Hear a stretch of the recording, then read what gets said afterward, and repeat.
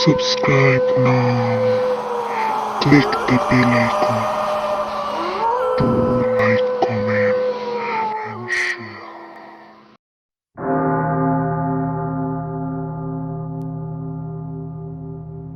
Hello viewers, আমি লামিয়া আপনাদের স্বাগতম জানাচ্ছি লামিয়া স্টোরি ল্যান্ড চ্যানেলে।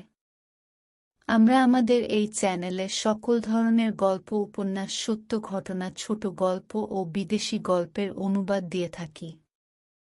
সকল গল্পগুলো আপনারা চ্যানেলের প্লেলিস্টে পেয়ে যাবেন। শুরু হচ্ছে ডার্সি কোটসের লেখা হাউস অফ সিক্রেটস, যার বাংলা অনুদিত নাম রহস্য কুঠি। যারা ছায়াবাড়ি নভেলটি এর আগে শুনেছেন, সেই ছায়াবাড়ি নভেলেরই পরবর্তী সিকুয়েল হচ্ছে এই রহস্য কুঠি, এবং আমাদের এই ধারাবাহিক উপন্যাসের প্রত্যেকটির আগে পরের পর্বের লিঙ্ক দেওয়া আছে নিচের ডেসক্রিপশন বক্সে। তো শ্রোতা বন্ধুরা, গল্প শুরুর আগে নতুন অডিয়েন্সদের কাছে রিকোয়েস্ট, যারা এখনও আমাদের পরিবারের সদস্য হননি তারা দয়া করে আমাদের চ্যানেলটিকে সাবস্ক্রাইব করে আমাদের পরিবারের সদস্য হয়ে যান। তাহলে শুরু করছি রহস্য কুঠি, আজ পর্ব 24। গ্যারেথ আর জোসেফের ঘুমিয়ে পড়ার পরেও অনেকক্ষণ জেগে রইল সোফি। গ্যারেথ কাকা ওকে আর একটা সোফা দেখিয়ে শুয়ে পড়তে বললেন, তবুও জোসেফের পাশে বসে ওর দিকে নীরবে চেয়ে রইল সে। ঘুমের ভেতর বার কয়েক বিড়বিড় করে উঠল, কিন্তু ওর মাথায় হাত বুলিয়ে দিতেই শান্ত হয়ে ফের ঘুমিয়ে গেল জোসেফ। প্রকাণ্ড একটা সাপের মতো বিষণ্ণতা ওর হৃৎপিণ্ডটাকে পেঁচিয়ে ধরেছে। এরকম দুঃখ আগেও একবার পেয়েছে সোফি, ওর মায়ের মৃত্যুতে, কিন্তু এবারের অনুভূতিটা একটু অন্যরকম। প্রচণ্ড রাগে হৃদয়টা জ্বলে যাচ্ছে ওর। কি অবলীলায় জোসেফ ওকে বলে দিয়েছে যে ও মারা যাবে। এই তো ওর পাশেই শুয়ে আছে জোসেফ, স্বাভাবিকভাবেই শ্বাস প্রশ্বাস চলছে ওর। কোনো না কোনো উপায় নিশ্চয়ই আছে ওকে সুস্থ করে তোলার। 100 বারেরও বেশি এ কথাটা ভেবে ফেলেছে সোফি। সবকিছু এখনো শেষ হয়ে যায়নি নিশ্চয়ই, কিছু না অবশ্যই করার আছে তার। গ্যারেথ কাকার আনা ছোট্ট ঘড়িটায় রাত 2টো বাজল। অস্থির হয়ে উঠল জোসেফ, মনে হয় কোনো দুঃস্বপ্ন দেখেছে বা কষ্ট পাচ্ছে। ওর মাথার চুলে হাত বোলাতে বোলাতে ওকে শান্ত করার জন্য অস্ফুট স্বরে কিছু একটা বলার চেষ্টা করল সোফি। অবশ্যই করার মতো কিছু আছে। জোসেফের ধারণা 6 সপ্তাহ পর্যন্ত বেঁচে থাকবে না ও।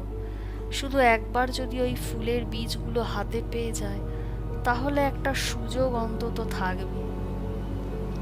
দীর্ঘশ্বাস ফেললো যেন কেউ।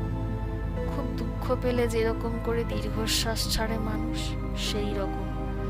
গ্যারেথ কাকার এ ধরনের নিঃশ্বাস ফেলার কথা নয়। নিঃশ্বাসের উৎস খুঁজতে সোফি মাথা ঘুরিয়ে এদিক ওদিক তাকালো। মেঘ সরে গিয়ে চাঁদ উঠেছে আকাশে। সেই চাঁদের আলো জানলা দিয়ে এসে ঘরে ঢুকে পড়ছে। হালকা আলোতে ঘরের জিনিসপত্র কেমন যেন অপার্থিব লাগছে। ভাঙা চেয়ার, টেবিলের ভেতর ছায়া ঘন কোণগুলোতে কোনো নড়াচড়া দেখা যায় কিনা সতর্কভাবে লক্ষ্য করতে লাগলো সোফি। একবার ভাবলো, এলিস ফিরে এলো নাকি। ফায়ারপ্লেসের ওপরে ঝুলতে থাকা পেইন্টিংয়ে উৎসুক হয়ে তাকালো সে। মিস বিশপের 2টো চোখ সোফির নজর কেড়ে নিল। আগের চেয়েও বেশি জীবন্ত সেই চাউনি, তবে এখন ওখানে যেন অহংকার বা রাগ নেই। একপাশে মাথা কাত করে বোঝার চেষ্টা করলো সোফি, কেন রাতের বেলা এরকম অদ্ভুত আর অন্যরকম লাগছে পেইন্টিংটা। তারপর লাফিয়ে সরে এলো পেছন দিকে। স্পষ্ট দেখতে পেয়েছে ও চোখের পলক ফেলছেন মিস বিশপ। না, এটা হতে পারে না। হালকা আলোতে, আলো আঁধারিতে এরকম হচ্ছে হয়তো। নিজেকে ভোলালো সোফি। পোর্ট্রেটটার ওপর নজর রাখলো সোফি। শ্বাস নিতেও যেন ভুলে গেছে। তাছাড়া এটা তো ছবিই নেই এখন আর। ছবির রং, দৃশ্য বদলে অন্যরকম কিছু একটা হয়ে গেছে। আবার নিঃশ্বাস ফেললেন মিস বিশপ। শুষ্ক ঘড়ঘড়ে আওয়াজে যেন জ্ঞান হারানোর জোগাড় হলো সোফি। জোসেফকে ডাকতে যাবে, ঠিক সেই মুহূর্তে মিস বিশপের ভাবভঙ্গি থামিয়ে দিল ওকে। মিস বিশপ যখন ওকে আক্রমণ করেছিলেন তখনকার মতো হিংস্রতা নেই এখন ওর মুখে, বরং বিষণ্ণতার দুঃখ ফুটে উঠেছে সেখানে। সামনের দিকে একটা হাত বাড়িয়ে দিয়েছেন তিনি। ওটা নিছক একটা স্বপ্ন, নিজেকে বোঝালো সোফি। চেয়ে রইল সে অপলক চোখে।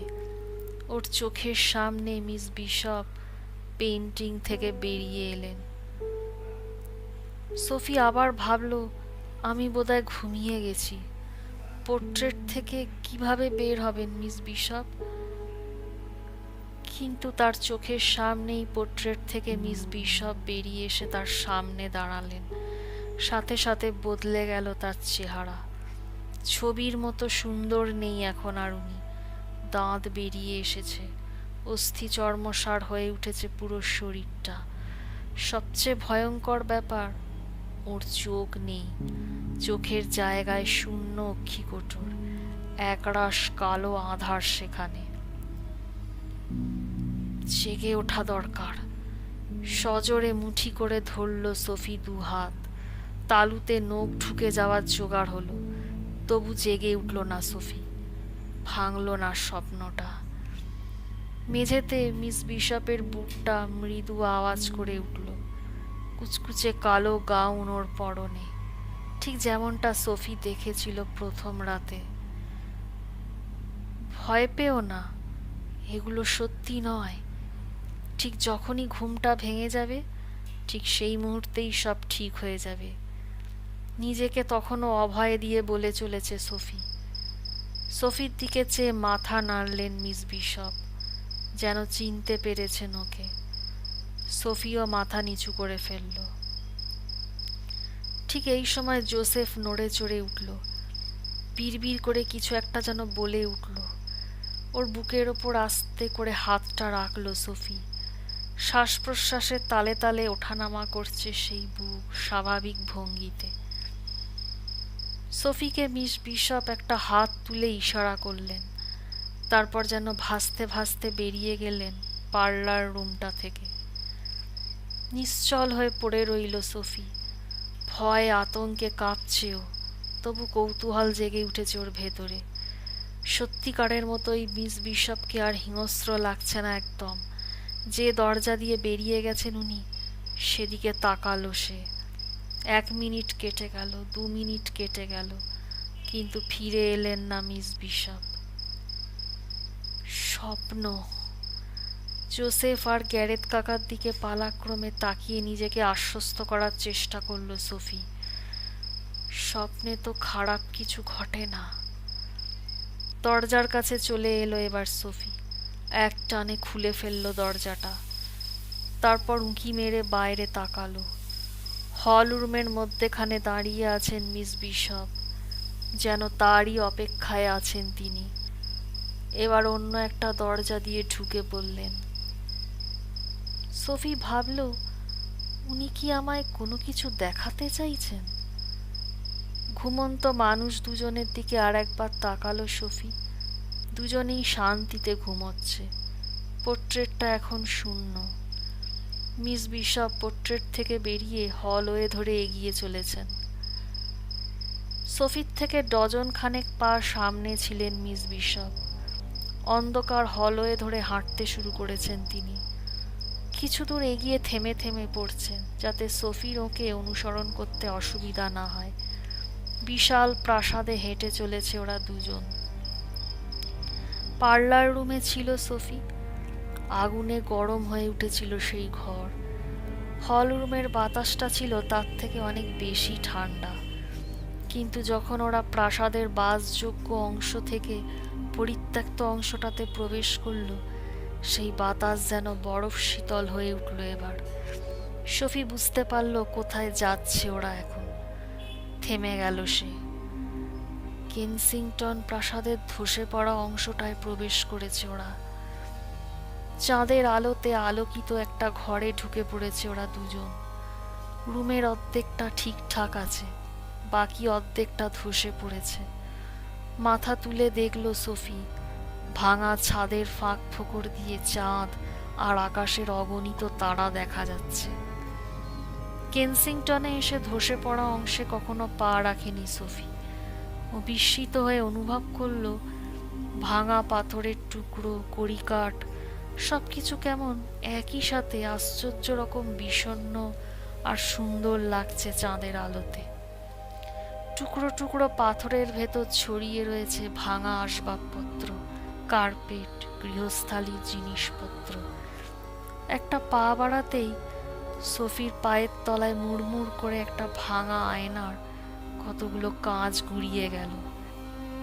কিছু দূর সামনে একটা ভাঙা থামের ওপর দাঁড়িয়ে আছেন মিস বিশপ, অপেক্ষা করছেন সোফির জন্য।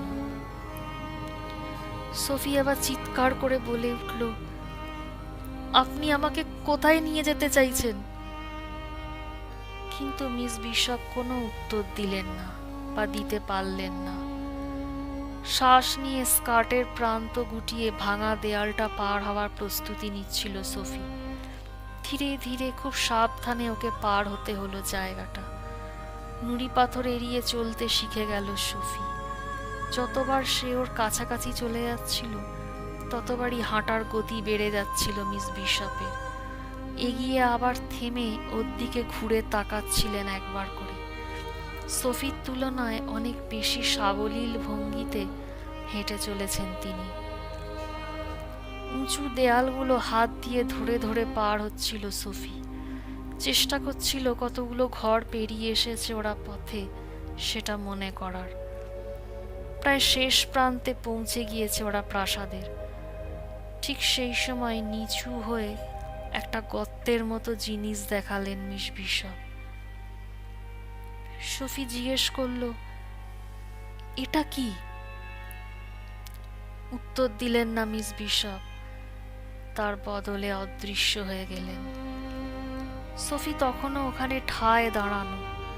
হঠাৎ করে মিস বিশপের উধাও হয়ে যাওয়ায় হতভম্ব হয়ে পড়েছে সে।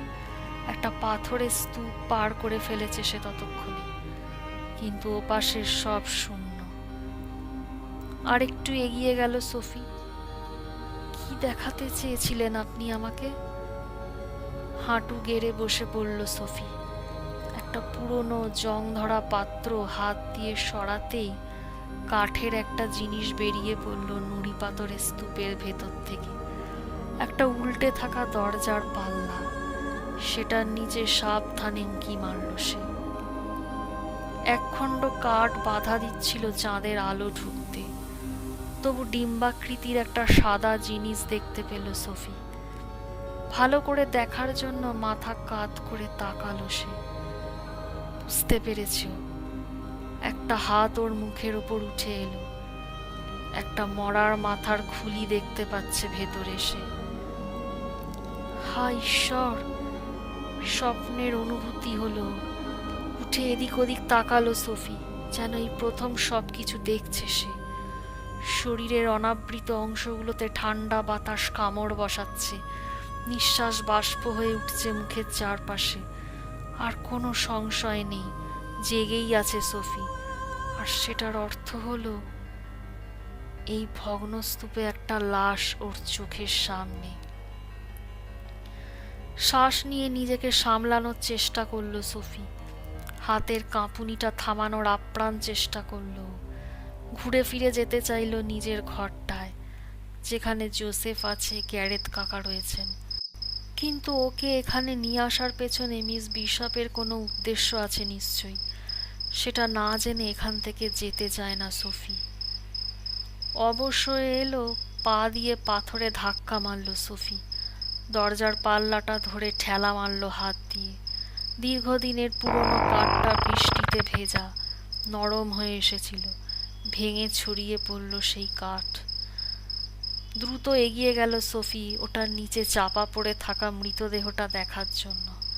ওটা আসলে সুরক্ষা দিয়ে এসেছে এতকাল মৃতদেহটাকে। সময়ের সাথে মাংস পচে খসে গেলেও কঙ্কালটা অক্ষত, আর কাপড় চোপড়গুলো বেশ ভালোই আছে। ওহ, কালো সিল্কের গাউনটার দিকে চেয়ে আর্তনাদ করে উঠল সোফি। চিত হয়ে পড়ে আছে মিস বিশপের কঙ্কাল। খুলির সাথে কিছু চুল তখনও লেগে রয়েছে।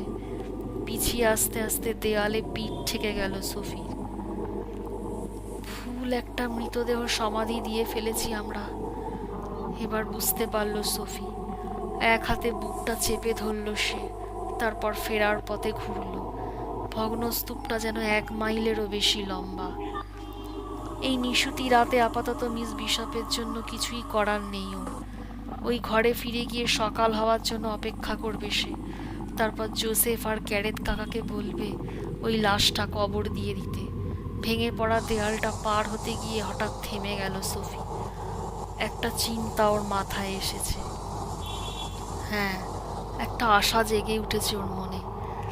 ঘুরে মিস বিশপের কঙ্কালটার কাছে ফিরে এলো সে। কঙ্কালের গায়ের পোশাকটা হাতড়াতে শুরু করলো সাহস করে। সুস্থ স্বাভাবিক অবস্থায় একটা কঙ্কালের পোশাক হাতড়ানোর কথা ভাবতেও পারত না, কিন্তু এই মুহূর্তে সেই চিন্তাটা অস্থির করে তুলেছে ওকে। ওর হাতের অস্থিরতায় মরমর করে উঠল মিস বিশপের কঙ্কালের হাড়গুলো। তাতেও ভ্রুক্ষেপ করল না সে। মিস বিশপের মৃতদেহের সাথে কি সেসান্ট ব্লুমের বীজগুলো রয়ে গেছে? এই ভাবনার তাড়নায় মিস বিশপের পোশাকের সবগুলো পকেট হাতড়াতে শুরু করলো সোফি। উনি কি মারা যাওয়ার সময় বহন করছিলেন বীজগুলো? কঙ্কালের পোশাকের বুক পকেটটা হাতড়াচ্ছে সোফি। শীতল কঠিন হাড়গুলোর সাথে একটা চামড়ার থলি ঠেকলো ওর হাতে। যতটা সাবধানে পারে থলিটা বের করে নিয়ে এলো সে। তারপর শ্বাস বন্ধ করে রেখে চাঁদের আলোতে তুলে ধরল জিনিসটা। বহু পুরনো একটা চামড়ার থলে, বৃষ্টির জলে ভিজে আছে অনেকটাই। ভেতরে বেশ ভারী কিছু একটা আছে বলে মনে হলো সোফি। মুখটা খোলার চেষ্টা করলো সে। একটা ডায়েরি বেরিয়ে এসে ওর পায়ের কাছে পড়ে গেল ধপ করে। পাথর বনে গেল সোফি। একটা ডায়েরি, ওরা লাইব্রেরিতে যেমন কতগুলো দেখেছিল ওই রকমই। আবার থলিটা ঝাঁকালো সোফি। ওর আশা ভেতরে সেসান্ট ব্লুমের বীজগুলো হয়তো রয়ে গেছে। থলিটা আবার ঝাঁকালো সে। মিস বিশপের গাউনের নিচের পকেট দুটো তন্ন তন্ন করে খুঁজল সোফি। তারপর নিরাশ হয়ে পিছিয়ে গেল। 2 চোখ দিয়ে জল গড়িয়ে পড়ল। এই কঙ্কালের সাথে বীজগুলো নেই সেটা নিশ্চিত। হঠাৎ লজ্জাবোধে আক্রান্ত হলো সোফি। এতক্ষণে ওর হুঁশ হলো কি করছে সে। তস্করের মতো এক মৃতদেহ হাতড়াচ্ছেও। মিস বিশপের অতৃপ্ত আত্মা ওকে এখানে নিয়ে এসেছিল নিজের মৃতদেহটা সমাহিত করার অনুরোধ জানাতে, আর ও কিনা সেই কঙ্কাল হাতড়ে চলেছে একটা অভদ্রের মতো। জোসেফের প্রাণ বাঁচাতে সেসান্ট ব্লুমের বীজের সেই আশায় অন্ধ হয়ে গেছে ও। সব মিলে শ্বাস বন্ধ হয়ে এলো ওর। কতক্ষণ ওভাবে বসে থাকতো সোফি কে জানে, কিন্তু প্রচণ্ড শীতেও একসময় কাবু হয়ে পড়ল। ডায়েরিটা নিজের পকেটে ঢুকিয়ে নিল সে। তারপর শেষবারের মতো অনুতপ্ত চোখে তাকালো মিস বিশপের কঙ্কালটার দিকে। অস্ফুট স্বরে শুধু বলল, আমাকে ক্ষমা করে দেবেন। সাবধানে ভাঙা দেয়াল আর সুবিকৃত পাথরের টুকরোগুলো পার হয়ে এলো সোফি। স্বপ্নে করছে না সে এসব। স্বপ্নের ভেতর অসাবধান হওয়া যায়, কিন্তু বাস্তবে অসাবধান হলে পাথরের ওপর পড়ে গিয়ে হাত ভেঙে যেতে পারে। ভগ্নস্তূপের ভেতর দিয়ে হাঁটতে হাঁটতে ডায়েরিটার কথা ভাবছিল সোফি। মিস বিশপের শোয়ার ঘরে যে ডায়েরিটা পেয়েছিল ওরা, সেটার তথ্য অনুযায়ী সেসান্ট ব্লুমের বীজ হাতে আসেনি মিস বিশপের। কিন্তু এখন মনে হচ্ছে এই মুহূর্তে ওর হাতে ডায়েরিটা থাকা উচিত ছিল, ডায়েরির পরের অংশটা। যাক, এবার জানা যাবে ওই বীজগুলো উনি আদৌ পেয়েছিলেন কিনা। ওটা একমাত্র ডায়েরিটা পড়েই জানা সম্ভব। তাই ডায়েরিটা পড়ার জন্য কৌতূহলে ফেটে যেতে লাগলো সোফির বুক।